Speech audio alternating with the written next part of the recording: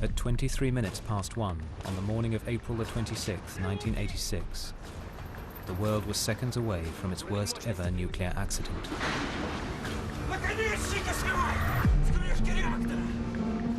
Reactor number 4 at the Chernobyl nuclear power station in the Soviet Union exploded.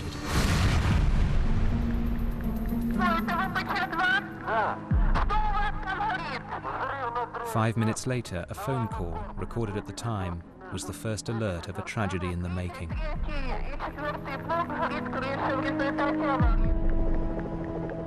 By morning, the physical devastation was revealed, but much worse was to come. The disaster at Chernobyl brought death and disease. It brought the very idea of nuclear power into question. And within the Soviet Union, the trauma of Chernobyl was so great that many see it as the first step in the breakup of the communist regime.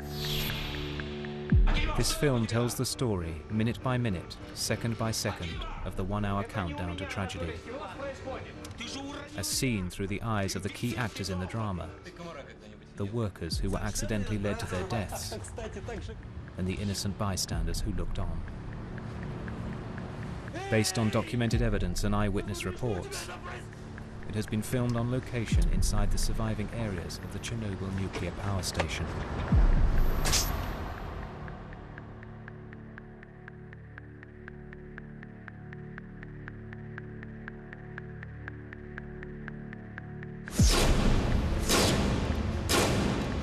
The control room at Chernobyl's reactor number 4. It's here that all the key decisions in the coming hour will be taken. The future of the reactor and the world beyond is in the hands of 3 men. At only 26, Leonid Toptonov is senior control engineer. His job is to control the enormous power in the reactor. Alexander Akimov is the shift foreman, the captain of the ship. Ну что, все выспались? Поужинали нормально? But tonight he is outranked. Deputy Chief Engineer Anatoly Dyatlov is in charge. Dyatlov is one of the Soviet Union's top nuclear engineers. He's also a hard man operating in a harsh system.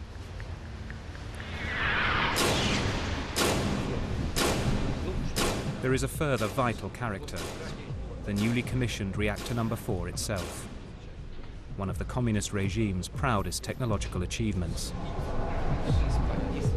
Tonight, the control room is preparing for a safety test on the reactor. Мощность упала почти до 500 мегаватт.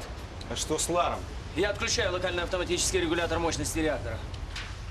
But a fateful argument is brewing between the 2 senior engineers and Dyatlov about the level of power at which it is safe to begin the test. Один включился, но все равно мощность падает. Продолжайте. Что происходит? Вы же не должны опускаться ниже нормы 700 мегаватт. Это же небезопасно. Что я ему скажу? Я ему сам скажу. Не надо мне ничего говорить. Я все знаю сам. Думать не твоя работа. Здесь я принимаю решение. Делай, что тебе говорят. Где ты набрал таких наглых карасей? Анатолий Степанович, мы и так уже On this night, Chernobyl is harboring 2 deadly secrets. The first is a potentially fatal flaw in the reactor's design, which the engineers are unaware of. A flaw that makes it highly unstable when run at low power. The second secret concerns the man in charge. Anatoly Dyatlov's own history is scarred by the very technology he is seeking to dominate. Tonight, Dyatlov and the reactor will face each other in a battle of strength that will destroy them both.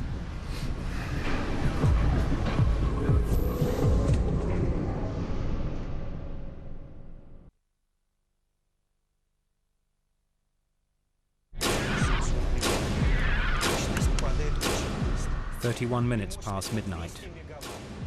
The argument over the power level at which the safety test on Chernobyl's reactor number 4 can begin grows ever more serious. Мы и так уже опустились ниже уровня безопасности в 700 мегаватт. Мощность падает очень быстро. Единственное, что здесь нестабильно, так это работа твоих некомпетентных людей. The test has been demanded by Russia's atomic energy authorities and stems from the Cold War fear of being attacked that still grips the Soviet Union. A few years before, the Israeli Air Force bombed an Iraqi nuclear reactor built by the Russians. Since then, Soviet scientists have demanded tests on their reactors to see what will happen if they come under enemy attack and their power supply is knocked out. But Deputy Chief Engineer Anatoly Dyatlov is deliberately ignoring top-level advice on how the test should be done. The guidelines state that the reactor's power should be between 700 and 1,000 megawatts when the test begins.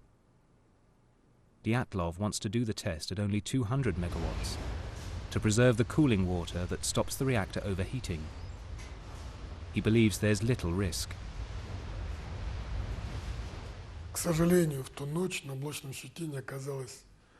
Unfortunately, that night there was not a single man in the control room that he saw as his equal.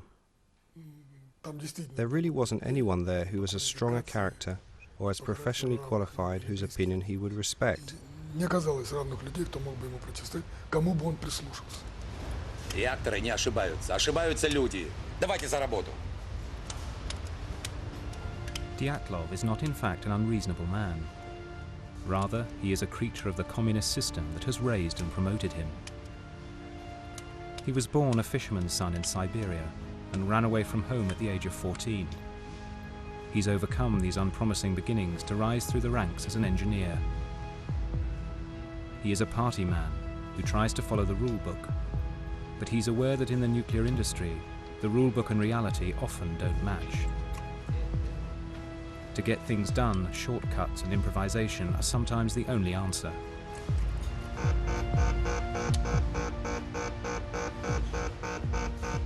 Winding the power down has led to it dropping too fast.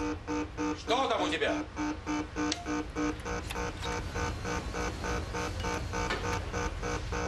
Ну, мощность быстро падает. Ты что натворил, идиот? Что ты наделал? Ты же мощность упустил! У тебя что руки из задницы растут? Да помоги ты ему! Успокойся, успокойся, не суетись. Начинаем все сначала. Успокойся.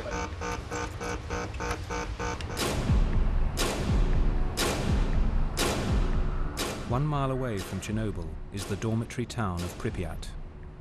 Everyone who lives here works at the power station. Though they don't know it, all these people's destinies will be dictated by the events unfolding in control room number 4. Among them, soundly asleep, is Nikolai Fomin, the chief engineer of Chernobyl, who left the order for the safety test to be carried out. A few hundred yards away, Natasha Yevchenko is being kept awake by her 2-year-old son, Kirill.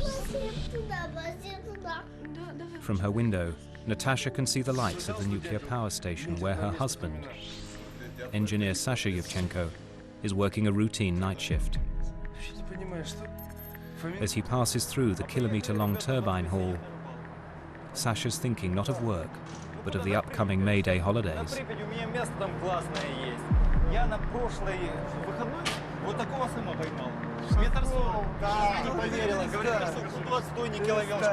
Чем-то этот вечер отличался, знаете, не так, как всегда.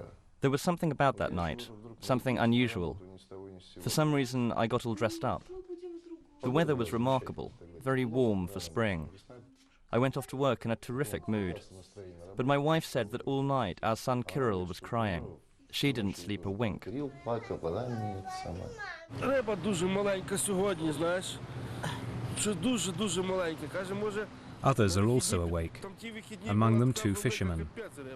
One, a Chernobyl maintenance man, casting for fish attracted by the power plant's warm waste waters.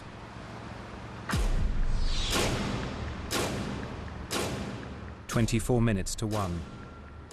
A new problem disturbs the concentration of the increasingly fraught operators.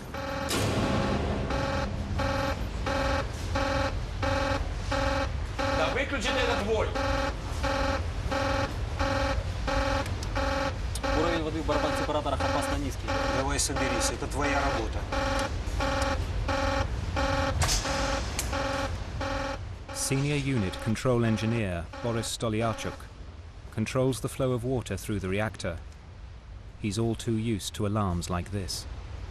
А что касается уровней в барабан-сепараторах, то их... As for the water levels in the separator drums, it was always difficult to control them at low power. Поэтому любой оператор знал об этом и был. All the operators knew about it, so I didn't feel afraid. Then. Особых чувств вроде испуга я не испытывал.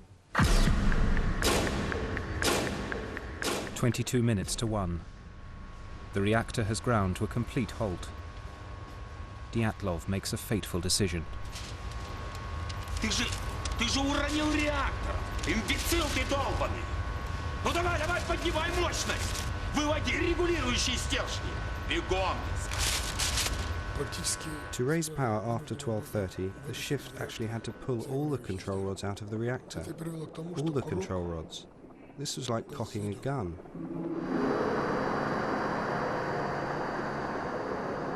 Control rods are the accelerator and the brakes of the nuclear reactor. Below the 50-foot reactor lid are 1,661 uranium-filled fuel rods, which descend into the reactor core. The splitting of the uranium atoms releases enormous heat from the fuel rods, which turns water into steam. The steam drives the giant turbines which generate electricity. To control this power, 211 boron control rods are spread throughout the reactor core. If they're raised, power accelerates. If they're taken out altogether, the engineers lose their ability to apply the brakes. Yet that is exactly what Dyatlov tells his men to do. Извините, Анатолий Степанович, но разве мы не должны остановить реактор? И так положено по инструкции. Это верно, Анатолий Степанович. Это абсолютно верно. Если мы извлечем регулирующие стержни, управлять реактором нам после этого становится почти невозможно. Как же испытания не проводить из-за таких кретинов, как вы? Испытание будет проведено сегодня. А тебе я скажу. Если ты не хочешь или не можешь выполнять приказания, я могу избавить тебя от этой необходимости. Ты меня понял? Да. Пошел вон! Пригуб! Прими управление!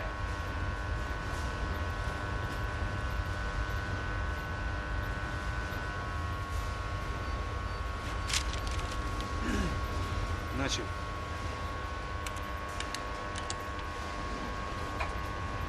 Так, осторожнее. The men's revolt has failed. Tregub and Akimov power up the reactor.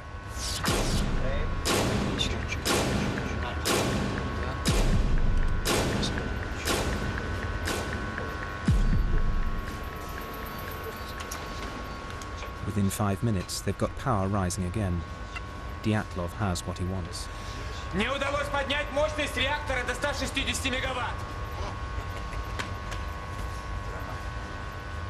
Ладно, передай управление Топтунову. Вперед. Ты не уходи и постой с ним рядом. The control room staff have every reason to fall in line. To be a nuclear engineer is a prestigious and well-paid job. They and their families live in the company town of Pripyat. The shops are well stocked, and there's a new school and amusement park. Nobody wanted to lose the job, because losing the job would mean losing the flat in Pripyat and going elsewhere to probably some ghastly outpost in Siberia. The fear of getting sacked was a reason why they didn't speak out more effectively when they realized that they were doing something that could be very dangerous. 8 minutes to 1. Another alarm. Уровень воды в барабан-сепараторе опасно низкий. Разберись, там не маленький.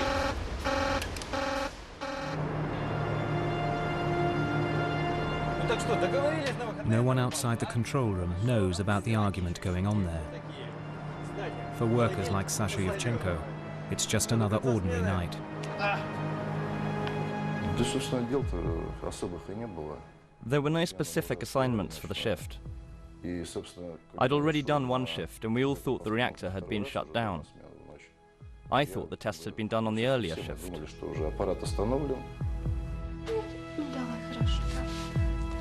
Outside the plant, the night is still.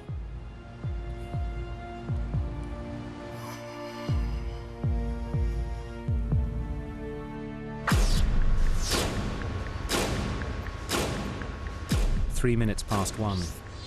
After the failed revolt, the control room is now calm too. The men have got the reactor's power to the level Deputy Chief Engineer Dyatlov wants it for the test. Анатолий Степанович, мы снова вышли на мощность в 200 мегаватт. Очень хорошо. Начинайте испытания. Но по регламенту начинать испытания я могу только при мощности в 700 мегаватт. Если вы хотите проводить испытания при уровне мощности в 200 мегаватт, я прошу вас занести это ваше распоряжение в оперативный журнал. Да будет вам известно, что как заместитель главного инженера я имею полномочия изменить параметры проведения испытаний. И я ими воспользуюсь. Продолжайте испытания.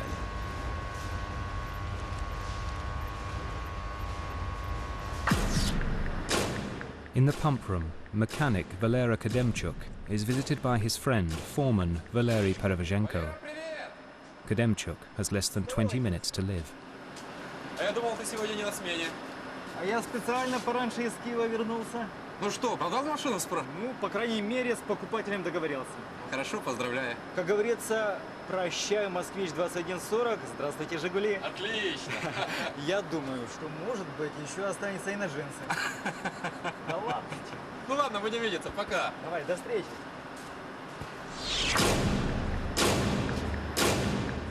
Next on Perevzhenko's rounds is Sasha Yevchenko in the maintenance department.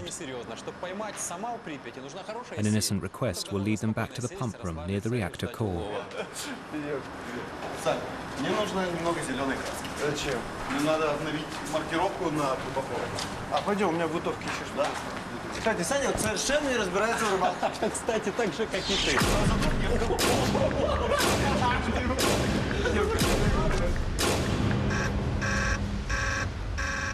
The water shortage continues to set off alarms, but still none of these engineers believe a serious accident is possible. For the top man, Nikolai Fomin, it's simply inconceivable. Fomin had done a correspondence course of nuclear engineering, but he wasn't an expert in the field at all. He had risen mainly because of his standing as the party secretary. Unlike Dyatlov, who was aware that there were dangers in these reactors, Fomin believed everything he'd read. And so when the issue of safety arose, he'd say, well, the chances of an accident are completely remote, about as remote as you being hit by a meteorite. Even the safety-conscious Alexander Akimov, who does understand the technology, has officially estimated the chances of an accident at Chernobyl as 1 in 10 million per year. But Akimov and his colleagues do not know the reactor as well as they think. They are the victims of years of cover-up and negligence.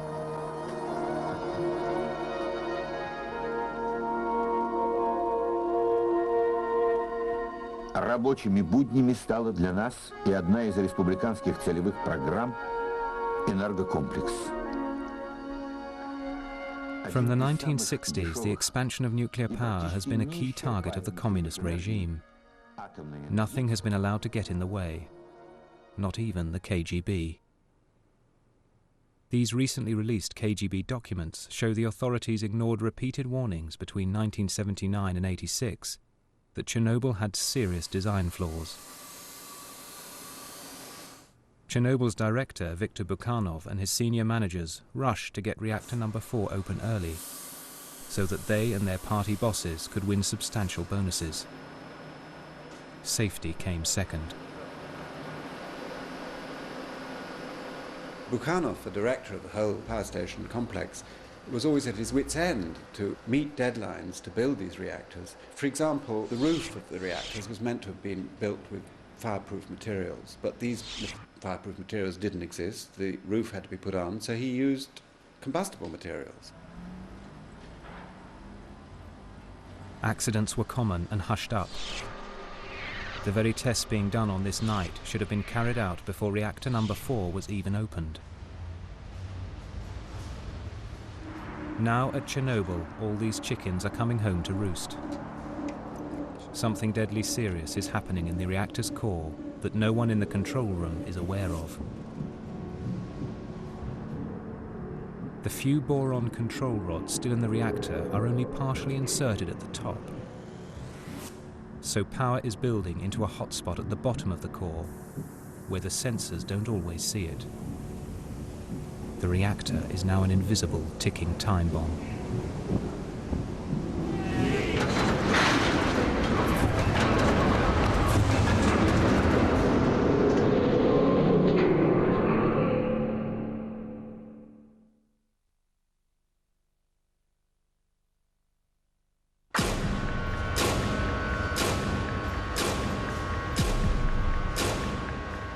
Minutes past 1.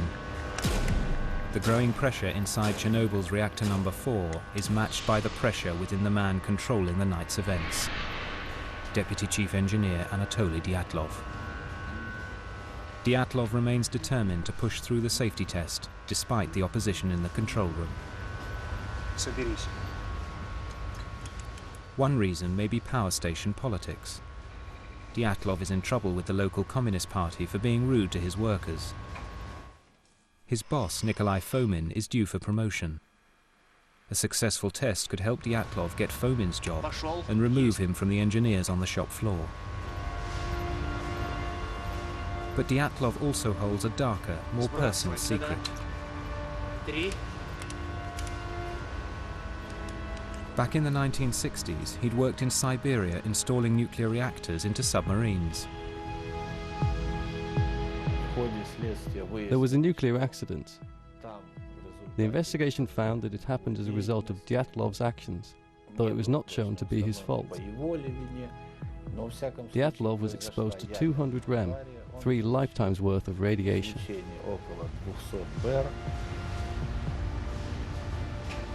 Soon after the Siberian accident, Dyatlov's son died of leukemia, the most common disease children get from exposure to radiation. It is said the tragedy changed him, made him more driven, more willful. Tonight, his will is set against the very nuclear power that may have taken his child.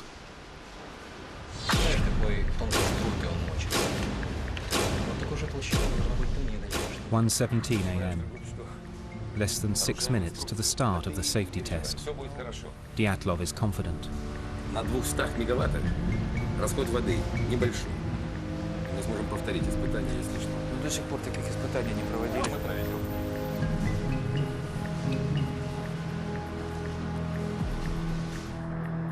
But the hotspot continues to build unseen at the bottom of the core.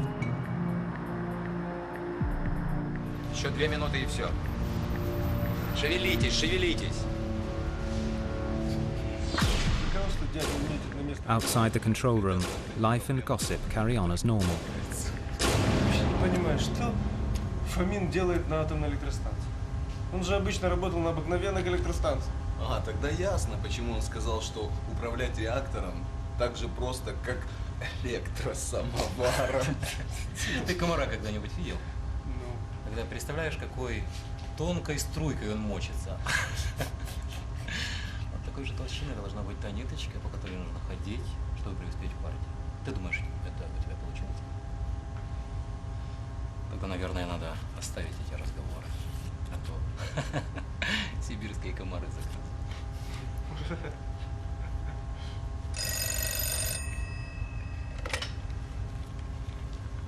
Да.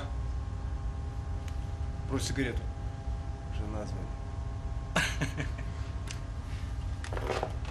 Да? Да, хорошо, сейчас буду. Держи. Вернусь, докурю. Дятла вызывай их срочно. Смотри, чтоб дятел не закрыт. А он таки заклюет. Perevezhenko's route to the control room will lead him past the reactor. Ну, ежели, наконец, все готовы, может, мы начнем испытание?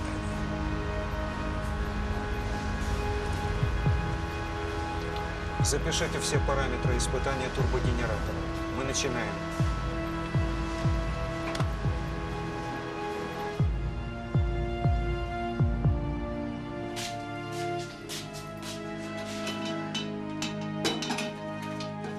Нет, Саш, что ты не прав. Тишка, это прекрасно. Может, для тебя прекрасно, а для меня пока рано. Я пока об этом не думаю. Зря.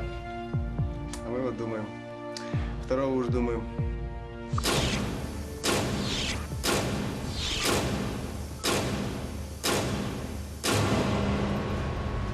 Включить 2 резервных насоса. Включить 2 резервных насоса. Резервные насосы включены. Хорошо. Ну что, Александр Федорович, начнем испытание.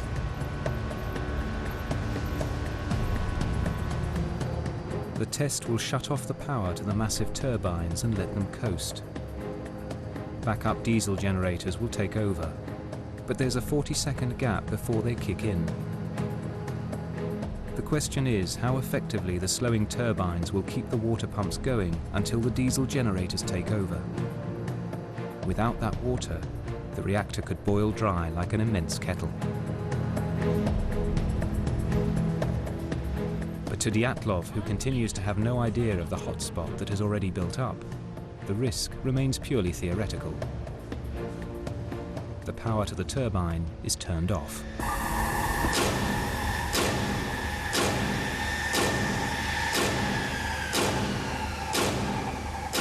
As the turbines wind down, the pumps push less water through the reactor core.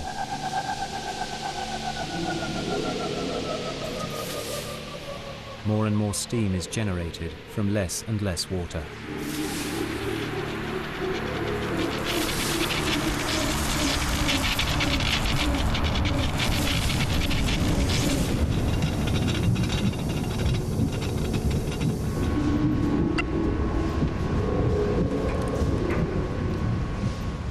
Steam pressure builds at the core's invisible hotspot with every passing second.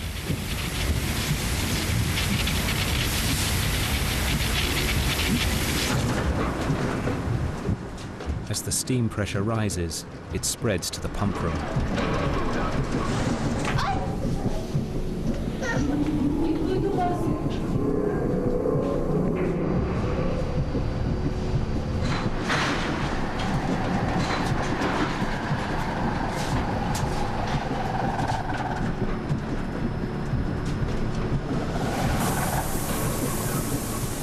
Perevezhenko enters the huge reactor hall directly above the reactor lid to see something never witnessed before.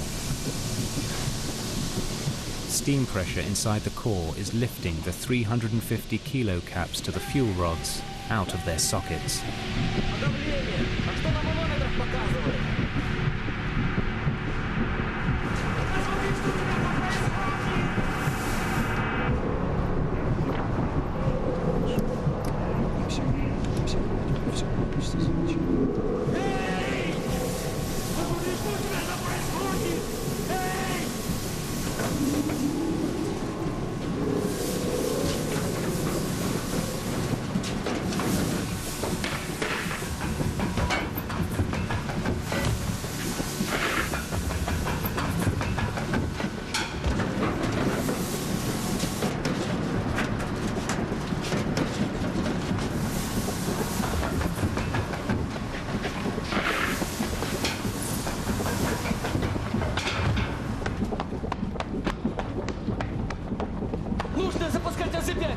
Произошел резкий скачок мощности. Я включаю систему аварийного снижения мощности.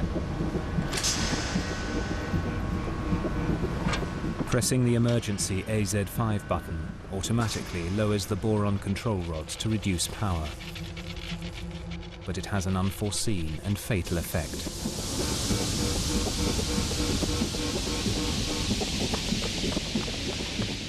The boron rods were in fact tipped with graphite, And that short moment when they are first inserted into the reactor, the graphite in fact leads to a surge in the power, not a reduction of power.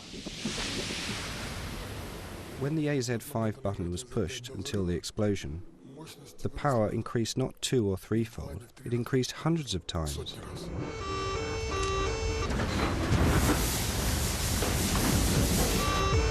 Акимов, что там у тебя? Акимов! Это не у меня, Анатолий Степанович. Что происходит? Это у Столярчука.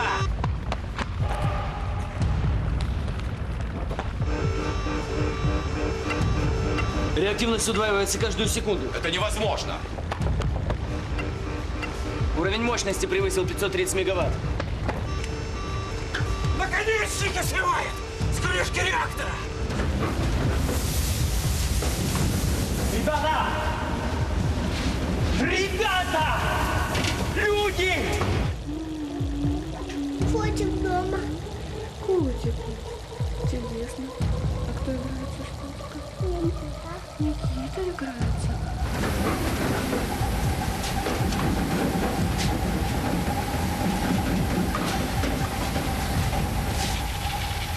Steam pressure at the reactor's hotspot can't be contained. 50 control and fuel rod shafts are torn apart.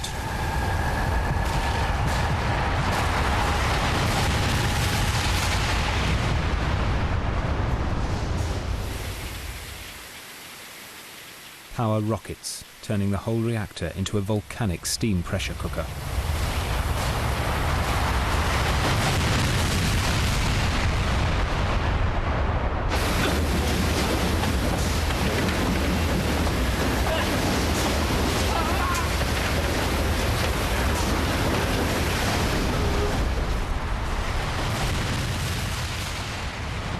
Що таке? Стріл? Вогонь. Вогонь такий. Вогонь якийсь.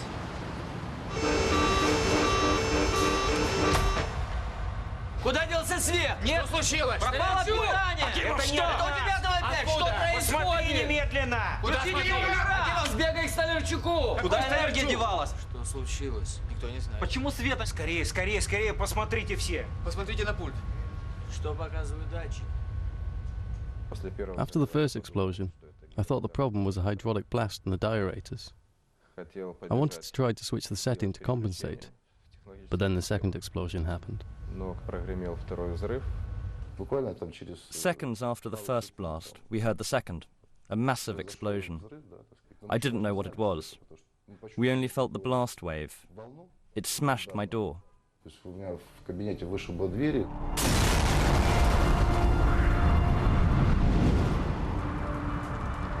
With the 500-ton safety cap blown off and air being sucked in below, the reactor becomes a giant blowtorch, blasting 50 tons of nuclear fuel into the atmosphere, 10 times Hiroshima. 700 tons of radioactive graphite are blown around the plant.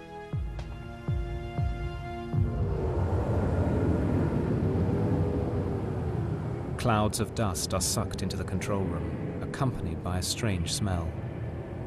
Gases released from the core leave a metallic taste, like ozone after a thunderstorm. It is, in fact, the stench of death. The dust is the cloak of the invisible killer of radiation.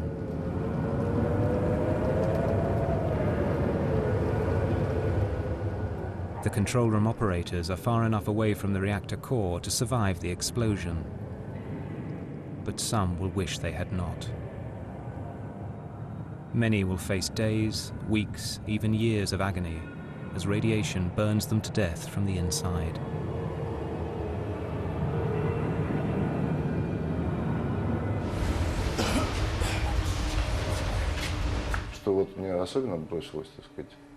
What struck me was my wall. It's cast concrete, a meter thick.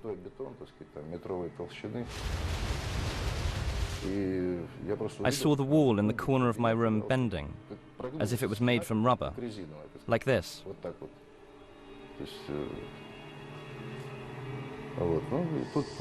It got dark immediately. The lights went out. Steam wrapped around everything.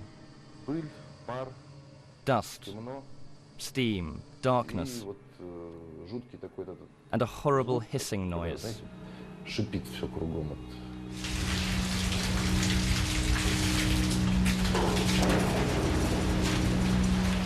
Что это? Война. Я пойду к себе на пост.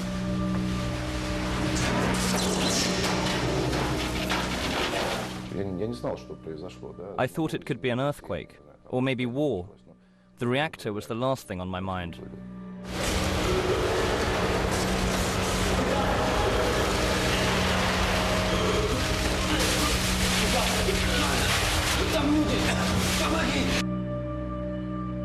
Это был мой оператор, Виктор Дегтяренко. That was my operator, Viktor Dekhterenko. I only recognized him by his voice. You see, his face was burnt, all covered in blood. То есть одежда была уже не белая, а, можно сказать, черная. Victor was still in shock. But he said to me that he had been near the pumps together with Rusanovsky, the second pump operator, and that he stayed there, and I should help them. When I reached him, he was all shivery. You know, when a man is in shock? He just indicated with his hands and said,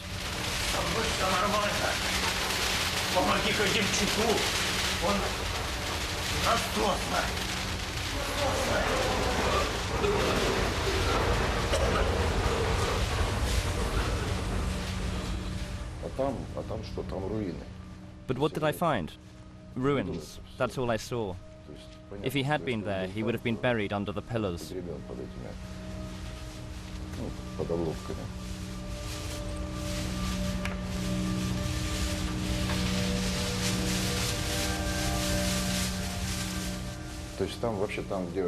In place of the ceiling, there was only sky. A sky full of stars.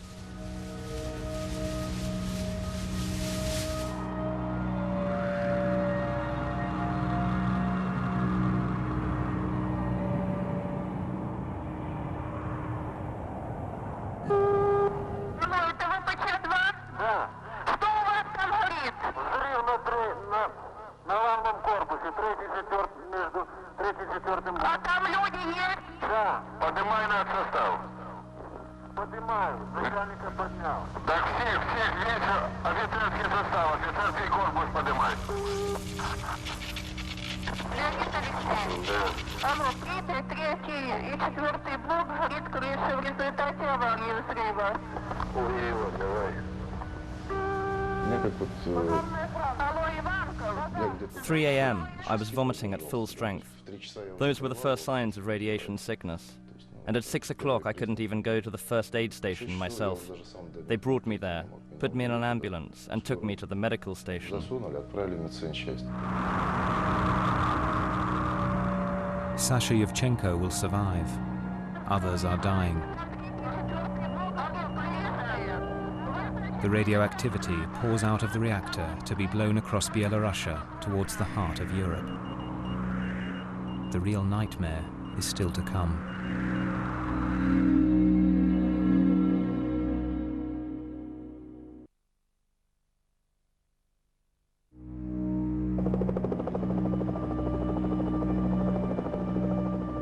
By the morning of April the 26th, the KGB was filming the devastated scene of the worst nuclear accident in history. Whoever shot this declassified KGB footage absorbed a massive dose of radiation. The next day, the people of Pripyat were officially told the worst.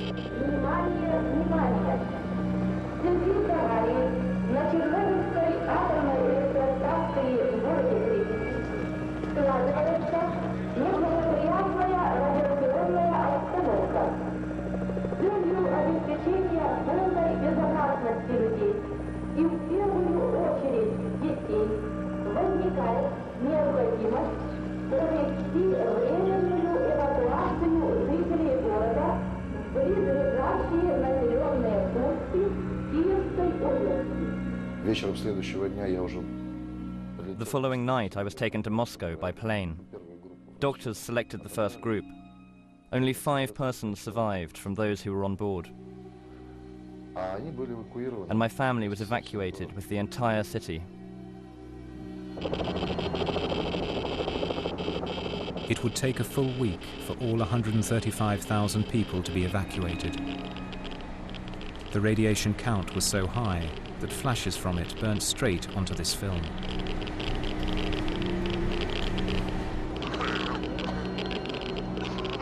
A 30-kilometer zone of exclusion was declared, a zone frozen in time like a modern Pompeii.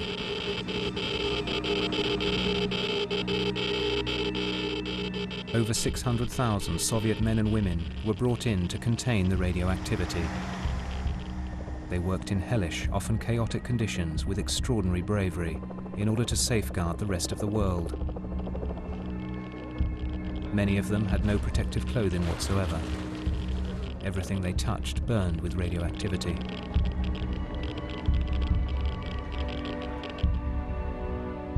The poisonous cloud spread beyond borders across much of the northern hemisphere. Washed into the earth by the rain, the radioactive dust lives on in plants, animals, and human beings.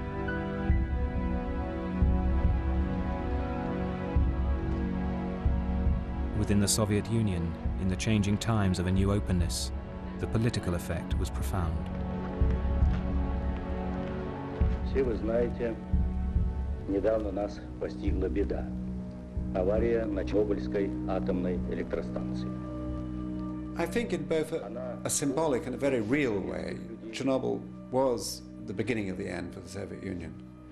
I think in a symbolic way, the sort of meltdown, the explosion, was caused by all the inherent contradictions in the Soviet system, and therefore it's a very good paradigm, if you like, symbol of what was to happen. Chernobyl's death toll, though horrifying, has turned out to be smaller than many first feared. The scientific consensus is that it will cause some 10,000 cancers in Russia and 25,000 worldwide over a 70-year period. As yet, the only proven rise in disease is in thyroid cancers in children.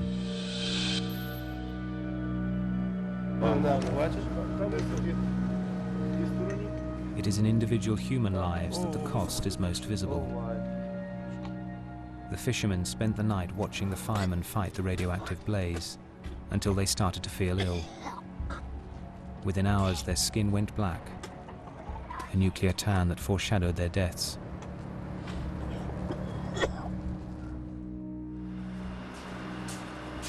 "30 workers, including fire crew on the site, died from acute radiation poisoning. А я думал, ты сегодня не на смене. А я специально пораньше из Киева вернулся. Ну что, продал машину? Valery Kademchuk was vaporized in the explosion while at his post in the pump room.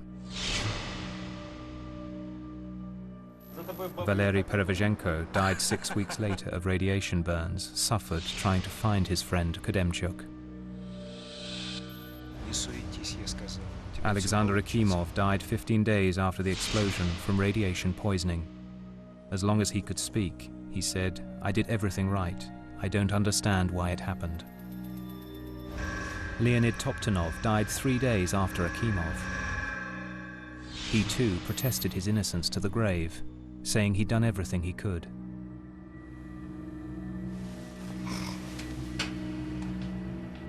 The chief engineer of Chernobyl, Nikolai Fomin, was sentenced to 10 years hard labor, but was soon released due to a mental breakdown. He's now said to drift in and out of lucidity. Miraculously, Sasha Yevchenko survived, as did his wife Natasha and their son Kirill. But that night lives on in his memory and in his body.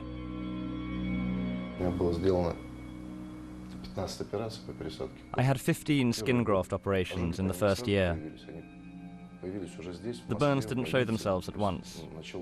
They came out here in Moscow, at the hospital. They ripened. When I was in the recovery unit, my skin was all black. When they pulled back my sheets, my skin peeled off like Xerox powder. Of course, I have to be careful now.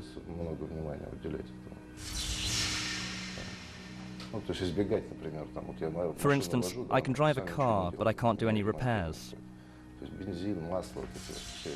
I can't touch petrol or oil. The wounds won't heal. The blood won't congeal properly. There are other things, but you get used to them.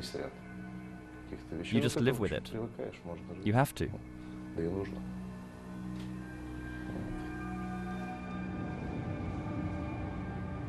Anatoly Dyatlov received a massive 390 rem of radiation. But even this 5 lifetimes worth of radiation didn't kill him. He lived on till 1995, when he died of a heart attack. Dyatlov served 4 years of his 10-year sentence, and in a remarkable interview given shortly before he died, he argued that in the battle between himself and the reactor, only one side could be blamed. Реактор был негодным к эксплуатации. The reactor shouldn't have been in operation. The real blame lies with the atomic energy authorities. И не Киета. С таким букетом. Not having the correct documentation, when and where it was needed, made the explosion of the reactor inevitable. Нормативных документов. Взрыв его. The reactor marched straight to its doom. Четким солдатским шагом шел к взрыву.